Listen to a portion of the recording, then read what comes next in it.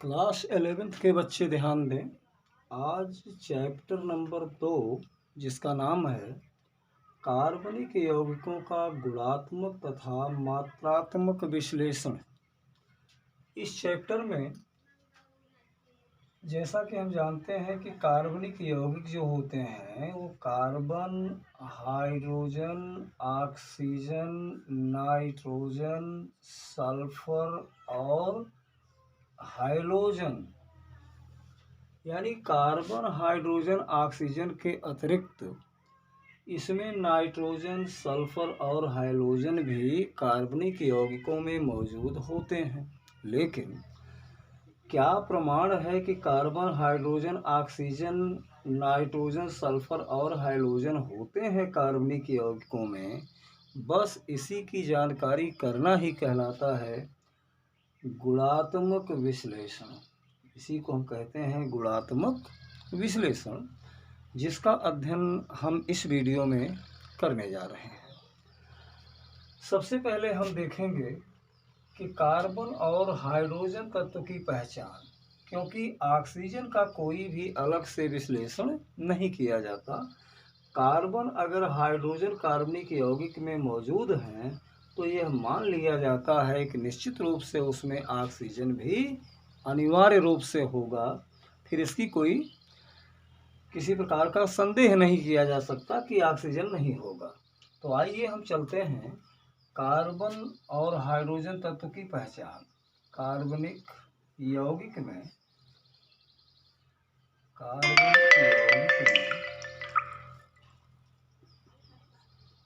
Carbon तथा hydrogen तत्व की पहचान। हाइड्रोजन तत्व की पहचान, यही पहचान करना ही कहलाता है कार्बनिक यौगिकों का गुणात्मक विश्लेषण। तो कार्बनिक यौगिक में कार्बन तथा हाइड्रोजन तत्व की पहचान करने के लिए हम एक प्रयोग करेंगे, और इस प्रयोग का सचित्र वर्णन आप लोग देखें कि इसमें सबसे पहले हम इस प्रकार से एक टेस्ट ट्यूब लेंगे। इस प्रकार से हम एक टेस्ट ट्यूब लेंगे और इस टेस्ट ट्यूब में स्टैंड द्वारा इसको कस करके और नीचे से इसको हम गर्म करने की प्रक्रिया अपनाएंगे।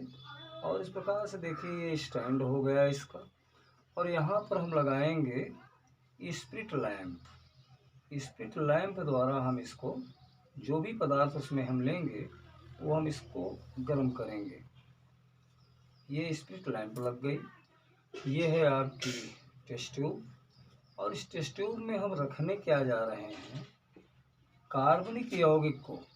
जिस कार्बनिक यौगिक में हमें कार्बन और हाइड्रोजन की पहचान करनी है उस कार्बनिक यौगिक को लेंगे प्लस CuO को लेंगे, और ये अनुपात रखा जाएगा 1:3। इस टेस्ट ट्यूब के अंदर, इस परख नली के अंदर मैंने रख दिया कार्बनिक यौगिक को 1 भाग, और 3 भाग मैंने ले लिया कॉपर ऑक्साइड को। इसको यहाँ पर रखने के पश्चात इसको हम स्प्रिट लैंप द्वारा गर्म करेंगे, और इसमें एक परख नली में लगाएंगे एक निकास नली, और इस निकास नली में एक बल्ब यहाँ लगाया जाता है, और उस बल्ब के बाद इसको आगे इस प्रकार से टर्न कर दिया जाता है निकास नली को, और आगे जो है एक और टेस्ट ट्यूब लगा दी जाती है इसमें। देखिए इस प्रकार से एक टेस्ट ट्यूब इसके आगे इसमें और लगा दी जाती है। अब इस टेस्ट ट्यूब में क्या होगा, इस टेस्ट ट्यूब में इस प्रकार से इसको एक लेवल में रख लीजिए। इस टेस्ट ट्यूब के अंदर भरा होगा चूने का पानी, लाइम वाटर। इसमें भरा जाएगा चूने का पानी, जिसको अंग्रेजी में कहते हैं लाइम वाटर। इसमें लाइम वाटर रख दिया जाए। लाइम वाटर से हमारा मतलब होगा कि calcium hydroxide CaOH whole twice, इसी को कहा जाता है लाइम वाटर। तो ये सब एक्सपेरिमेंट करने के पीछे कारण क्या है? कारण ये होगा कि कार्बनिक यौगिक को जब हम हीट करेंगे 1 और 3 के अनुपात में, तो यहाँ पर से दो चीज़ें यहाँ निकलेंगी गैसीय अवस्था में। एक तो जलवाष्प निकलेगी और दूसरी कार्बन डाइऑक्साइड। दो गैसें यहाँ से इसको गर्म करने के पश्चात जाने वाली हैं। और इस बल्ब के अंदर जो आप बल्ब देख रहे हैं, इस बल्ब के अंदर भरा होगा निर्जल कॉपर सल्फेट। निर्जल कॉपर सल्फेट CuSO4, निर्जल कॉपर सल्फेट मैंने यहाँ भरा। अब वास्तव में जब इसको हम गर्म करेंगे तो जल वाष्प जब निर्जल कॉपर सल्फेट में आएगा, तो वैसे तो निर्जल कॉपर सल्फेट सफ़ेद रंग का होगा, लेकिन जब इसके पास जल वाष्प आ जाएगा तो ये नीले रंग का हो जाएगा। अब नीला रंग देख करके हम समझ जाएंगे कि निश्चित रूप से जलवाष्प ने ऐसा किया होगा। जलवाष्प ने अगर ऐसा किया तो इसका मतलब H2O के पास हाइड्रोजन तो ऑलरेडी है ही है। अब हाइड्रोजन अगर है कार्बनिक यौगिक में, ये बात क्लियर हो गई। लेकिन हाइड्रोजन अकेले नहीं है, उसके साथ ऑक्सीजन। मैंने पहले बताया था कि ऑक्सीजन का कोई गुणात्मक विश्लेषण नहीं होता, वो H2O के माध्यम से पहचान ली जाती है। तो ऐसा क्या हुआ कि निर्जल कॉपर सल्फेट, देखिए कॉपर सल्फेट जब होगा और अगर ये निर्जल था तो इसमें 5 H2O अगर आ गए, जल के 5 अणु को जब ये ग्रहण कर लेगा तो कन्फर्म है कि बन जाएगा CuSO4 × 5H2O, अर्थात नीला थोथा बन गया। इसको अंग्रेजी में कहा जाता है ब्लू विट्रियाल। ब्लू विट्रियाल, और ब्लू विट्रियाल जो होता है, जैसा नाम क्यों नीले रंग का होता है? तो वाल्व के अंदर हमने नीले रंग को देख करके ये समझ गए कि निश्चित रूप से जलवाष्प आई होगी और वह निर्जल कॉपर सल्फेट को नीला थोथा में बदल दिया होगा, जिसके कारण उसका रंग नीला हो गया।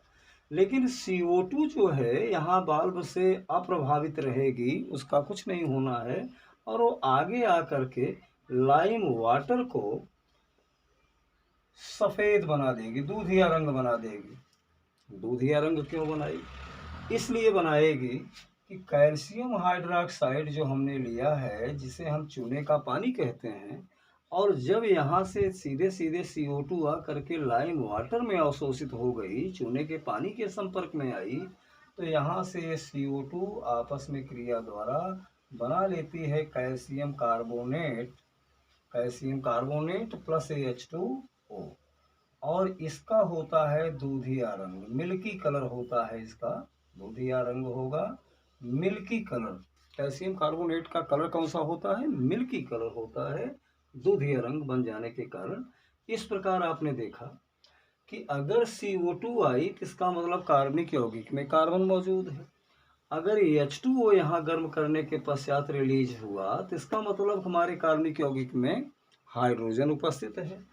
अब चूंकि ऑक्सीजन तो दोनों जगह मौजूद है, H2O में भी ऑक्सीजन है और CO2 में भी ऑक्सीजन है।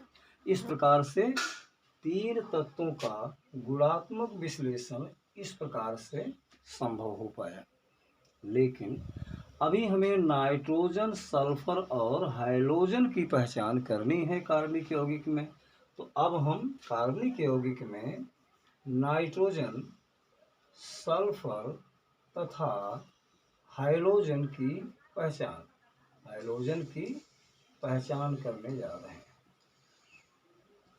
अब इस पहचान को करने के लिए, चूँकि कार्बनिक यौगिक में जो बंध बने होते हैं वे तो कोवैलेंट बॉन्ड होते हैं, सहसंयोजी बंध होते हैं। नाइट्रोजन, सल्फर और हाइड्रोजन अगर उसमें मौजूद है तो फिर वो ये अकार्बनिक तत्व माने जाते हैं। अब अकार्बनिक तत्व का मतलब ये आयनिक स्वभाव वाले होते हैं। तो इस प्रकार से हमें यहाँ इनको तीनों की पहचान करने के लिए हमें एक विलयन बनाना पड़ेगा, जिसका नाम है लाइसेनी विलयन। लाइसेनी विलयन कहा जाए या सोडियम निष्कर्ष कहा जाए, दोनों कह सकते हैं। तो आइए चलते हैं कि इसमें देखा जाए कि लाइसेनी विलयन कैसे बना।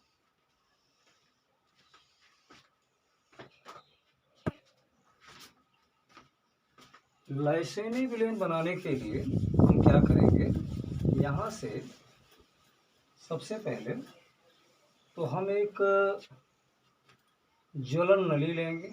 इस प्रकार से पतली सी एक टेस्ट ट्यूब की तरह से होती है एक ज्वलन नली, इग्निशन ट्यूब बोलते हैं अंग्रेजी में। इसमें हमने सोडियम के टुकड़े इस प्रकार से रख लिए और सोडियम के टुकड़े को रखने के पश्चात मैंने इसको स्पिट लैंप लगा करके इसको गर्म कर दिया। इस प्रकार से स्पिट लैंप लगाइए और इसको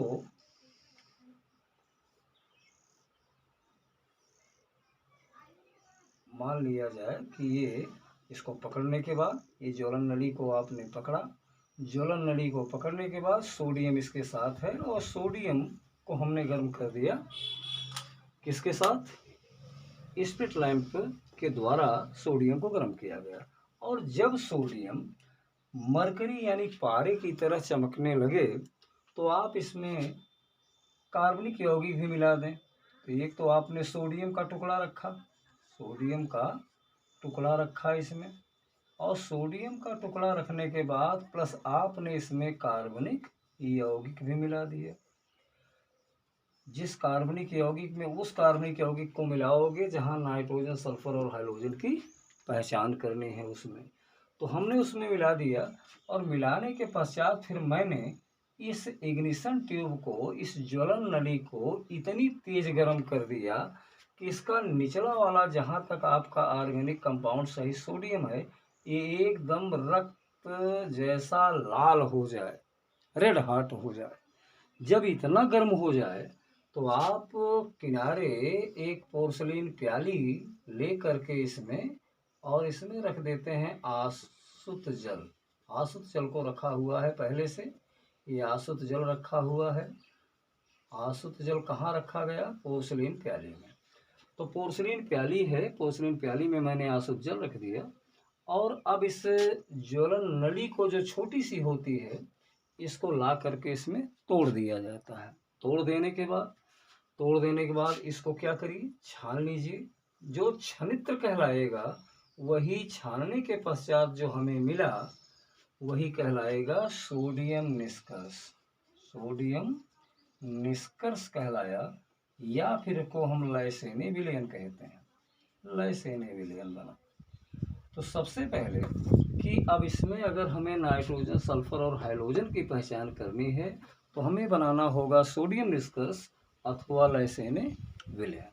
जब ये दोनों विलयन, आपका ये विलयन बन जाए तो इसका मतलब ये कन्फर्म हो गया कि आपके पास सोडियम निष्कर्ष प्राप्त हो गया, अर्थात लाइसेनी विलयन बन गया। तो इसमें कार्बनिक यौगिक है, आपने लिया था कार्बनिक यौगिक, कार्बनिक यौगिक लिया। कार्बनिक यौगिक लेने के अब कार्बनिक यौगिक में क्या रहे होंगे? नाइट्रोजन रहा होगा, सल्फर रहा होगा, हाइड्रोजन रहा होगा। कार्बनिक यौगिक जो मैंने लिया था उसमें नाइट्रोजन, सल्फर या हाइड्रोजन रहा होगा। जब हम इसकी क्रिया, अब कार्बन तो अनिवार्य रूप से हो, तो अगर मान लीजिए इसको हम सोडियम के साथ क्रिया कराएंगे तो ये कंपाउंड बन जाएगा सोडियम साइनाइड, NaCN। अब N तो कार्बनिक यौगिक में था तो कार्बन तो अनिवार्य रूप से होगा, तो यहाँ पर बन जाएगा सोडियम साइनाइड। लेकिन अगर यहाँ पर मैंने उसी सोडियम के साथ इसको कार्बनिक यौगिक को गर्म किया था तो ये कन्वर्ट होगा Na2S, सोडियम सल्फाइड बना लिया। इसी प्रकार से अगर मैंने इसको सोडियम के साथ गर्म किया तो ये NaX बना लिया, यानी सोडियम हाइलाइड बन गया ये। तो ये अपने आयनिक यौगिक हुए और आयनिक यौगिक में ये आयनित हो जाएंगे विलयन में। अगर कार्बनिक यौगिक आपका अकेला होता तो सहसंयोजी बंध होने के कारण वो आयनिक नहीं होता, अर्थात हमारा गुणात्मक विश्लेषण संभव नहीं हो पाता। इसलिए मुझे बनाना पड़ा, उसे गर्म करना पड़ा सोडियम के साथ। अब ये जो सोडियम निष्कर्ष में ये सब चीज़ें मौजूद रहेंगी। सोडियम निष्कर्ष में क्या चीज़ें पाई गई? अब सोडियम साइनाइड हो सकता है, सोडियम सल्फाइड हो सकता है और सोडियम हाइलाइड भी हो सकता है। इस प्रकार से अब प्रश्न ये है कि इसको अगर आपने गर्म कायदे से नहीं किया, थोड़ा सा भी सोडियम अगर बचा तो आसुत जल में आपने मिलाया था उसको, सोडियम और ये जल आपस में क्रिया करके सोडियम हाइड्रोक्साइड बना सकते हैं और इस क्रिया में हाइड्रोजन गैस मुक्त हो सकती है। इसका मतलब सोडियम निष्कर्ष में क्या पाए जाने की संभावना होगी? Sodium hydroxide. अतः सोडियम निष्कर्ष का जो विलयन होगा अर्थात लैसेने विलयन जो होगा वो क्षारीय हो सकता है। क्यों? क्योंकि सोडियम अगर थोड़ा सा भी शेष रह गया तो जल से अविलंब क्रिया कर लेगा, और क्रिया कर लेगा तो सोडियम हाइड्रोक्साइड का निर्माण कर लेगा, और सोडियम निष्कर्ष का विलयन कैसा होगा? क्षारीय प्रकृति का होगा। इस प्रकार से आगे अगर हमें परीक्षण करना होगा तो परीक्षण बहुत आसान है। इसके लिए आप क्या करिए कि यहाँ से सोडियम साइनाइड लीजिए, सोडियम साइनाइड